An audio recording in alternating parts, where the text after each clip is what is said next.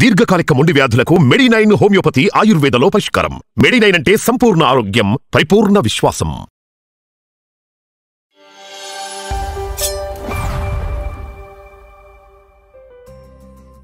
ఇవాళ ఒక పాత వంటకం చేద్దామండి. కంది పచ్చడి చాలా మంది చేస్తుంటారు. మనం ఏంటంటే కూరగాయలు లేనప్పుడు, ఏమి తినబుద్ధి కానప్పుడు చక్కగా వేడివేడి అన్నంలో నెయ్యి వేసుకుని ఆ మాత్రం కంది పచ్చడు, పెసర పచ్చడు, మినపప్పు పచ్చడు, పప్పుల పచ్చళ్ళు ఎంత బాగుంటాయో. శనగపప్పు పచ్చడి మనం మామూలుగా ఇడ్లీలోకి దోశల్లోకి చేస్తాం, అన్నంలోకి అంత బాగోదు. కానీ ఈ కంది పచ్చడి ఏంటంటే పొద్దున పూట మార్నింగ్ లంచ్లోకైనా, రాత్రిపూట ఏ ఆధారము లేకపోతే అన్నంలోకి నలుచుకుని తినడానికి చాలా బాగుంటుంది. సింపుల్, ఈజీయే, కొంచెం మెథడ్స్లో తేడా. కొన్ని చోట్ల ఇంగువ, కరివేపాకు వేసుకుంటారు, కొన్ని చోట్ల వెల్లుల్లిపాయలు, ఉల్లిపాయలు వేసుకుంటారు. నేను వెల్లుల్లి వేయట్లేదండి. అవి రెండు కావాలంటే మీ చాయిస్ ప్రకారం వేసుకోవచ్చు. మనం కంది పచ్చడి అని మొదలు పెట్టగానే మొట్టమొదట మనం ఎంత పచ్చడి చేయదలుచుకున్నాము, ఒక కప్పు, చిన్న కప్పు కందిపప్పు అనుకోండి, ఒకసారి శుభ్రంగా కడిగేసి ఇట్లా బొట్లో వేసి పెట్టండి. కడక్కండా కందిపప్పుతో పచ్చడి చేయొద్దు. కందిపొడికి కూడా ఓసారి కడిగి ఎండబోసుకుంటేనే మంచిది. ఎందుకంటే వీటి మీద ఏమి రకాలు నిలవ ఉండటానికి వేస్తారో మనకు తెలీదు. అదే కాకుండా ఇలా తడిసిన పప్పు రుచి చాలా బాగుంటుంది. 2-3 సార్లు శుభ్రంగా కడిగేయటం, ఒక బుట్టలో వేసి పక్కన పెట్టండి. ఇదేం నానిపోదు, పప్పు గట్టిది కదా. అలాగే ఒక చిన్న గ్లాసుడు వేడి నీళ్ళు మరగచ్చి పక్కన పెట్టుకోండి. పచ్చడిలో వేడి నీళ్ళు పోసి రుబ్బుకుంటే పచ్చడి 3 days చక్కగా రుచి చెడకుండా ఉంటుంది. అలాగే కొంచెం ఇప్పుడు మనం ఒక కప్ అనుకోండి, ఇంత కందిపప్పు, దీనికి ఒక చిన్న సగం నిమ్మకాయ ఎంత చింతపండు పడుతుంది. చింతపండులో వేడి నీళ్ళు పోసి నానబెట్టండి, దీన్ని పక్కన పెట్టండి. ఈ 3 పనులు చేశాక అప్పుడు స్టవ్ వెలిగించండి. ఈ కంది పచ్చడి అండి ఎంత నూనె పోసినా తాగేస్తుంది. దాని లక్షణమో ఏంటో మరి. కొంచెం నూనె వేసుకోవచ్చు, ఒక 2 స్పూనున్నర అలా వేద్దాం.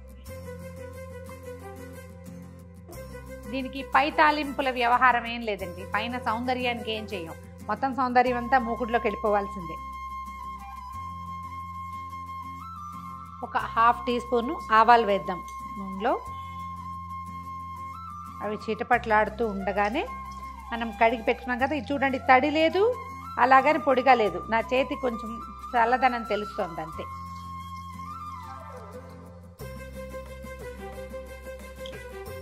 ఆవాలు చిటపట్లాడగానే ఈ కందిపప్పుని వేసేసేయండి.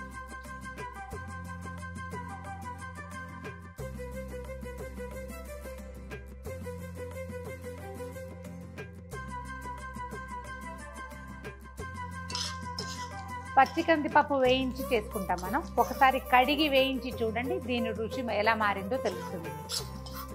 నూనెలో ఈ కందిపప్పుని చక్కగా వేయించండి, కొంచెం టైం పడుతుంది. లోపలికంటా వేగితేనే ఇది మంచి రుచిగా ఉంటుంది, పచ్చడి నిలవ ఉంటుంది, లేకపోతే పచ్చి వాసన వచ్చేస్తుంది.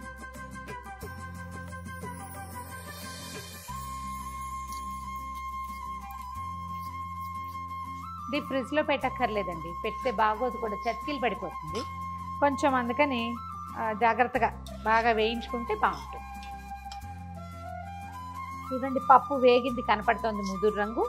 ఇలా అప్పుడు ఒక పెద్ద స్పూను జీలకర్ర వేసేయండి ఇందులో.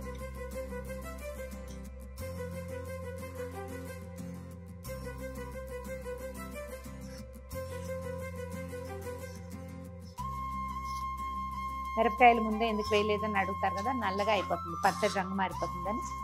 ఏదో వేగిపోతుంది. ఇప్పుడు మన రుచిని అనుసరించి ఒక 12-14 ఎండుమిర్చి వేసుకోవాలి. దీని ప్రకారమే మన చింతపండు ఉంటుందన్నమాట.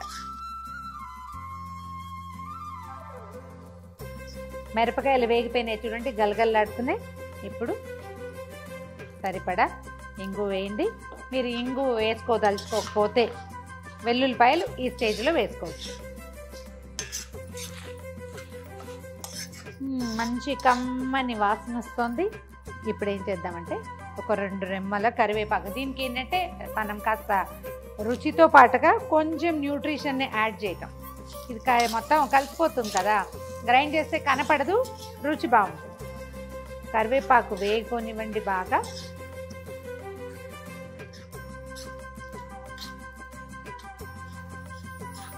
ఒక చిటికెడు పసుపు వేసి స్టవ్ ఆపేసేయండి.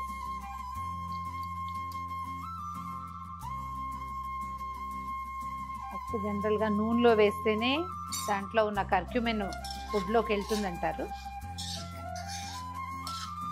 పప్పు చల్లారనిచ్చి చింతపండు ఉప్పు చేర్చి గ్రైండ్ చేసుకుంటే పచ్చడి రెడీ అయిపోతుంది. మనం ఇందాక వేయించిన కందిపప్పు మిక్సర్ అంతా చల్లారిపోయింది. ఒకసారి మిక్సీలో వేసేద్దాం. ఇవి చక్కగా పెద్ద రోలు ఉంటే రుబ్బుకోవచ్చండి. దంపుడు రోల్ కాదు, రుబ్బుడు రోలు ఉంటే కనుక రుబ్బితే భలే బాగుంటుంది. కానీ ఎవరు రుబ్బుతారు ఇప్పుడు? కొంతమంది రుబ్బుతున్నారా? నాకు కూడా శక్తి లేదండి, అంత సమయం ఉండట్లేదు.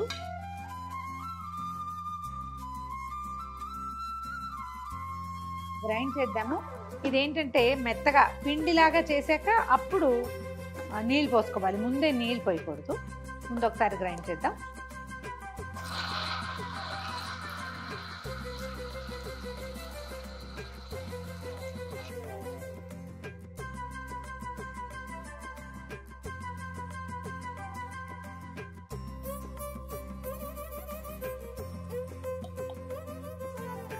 ఇప్పుడు మనం నానబెట్టి అట్టు పెట్టుకున్నాం కదా, హాఫ్ నిమ్మకాయ ఇంత చింతపండు వేసేద్దాము.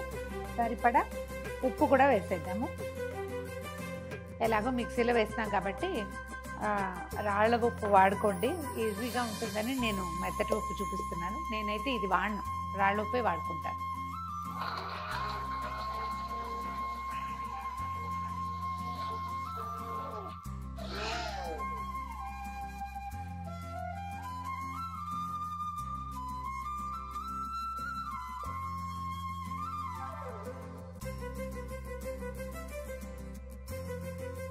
పచ్చడి మనం ముందుగా కాచి పెట్టుకున్న వేడి నీళ్ళు పోసి రుబ్బేసాము. ఈ కన్సిస్టెన్సీ చేసుకోండి. ఇదేంటంటే ఇట్లా ముద్దగా ఉంటేనే బాగుంటుంది, నిలవ ఉంటుంది. లూజ్గా ఇడ్లీ పచ్చడిలాగా చేయకూడదు. దీన్ని అన్నంలో కలుపుకోవడానికి ఇలా ముద్దుంటే బాగుంటుంది. చక్కగా ఒక ప్లేట్లో వేడి వేడి అన్నము, కమ్మని వాసన వచ్చే నెయ్యితోటి దీన్ని వడ్డించుకుని కలుపుకుని తిని చూడండి, ఎంత బాగుంటుందో. నెయ్యి మాత్రం కమ్మగా ఉండాలి.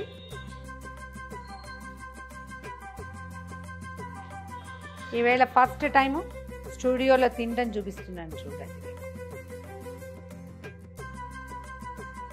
దీన్ని ఎంత ధారాళంగా కలుపుకుంటే అంత బాగుంటుందండి. దీని కాంబినేషన్ ఏంటంటే మనం మెంతుల పులుసు అలాంటివి చేసుకుంటాం. ఆ మెంతుల పులుసు కనుక వేసుకుంటే ఎంత బాగుంటుందో.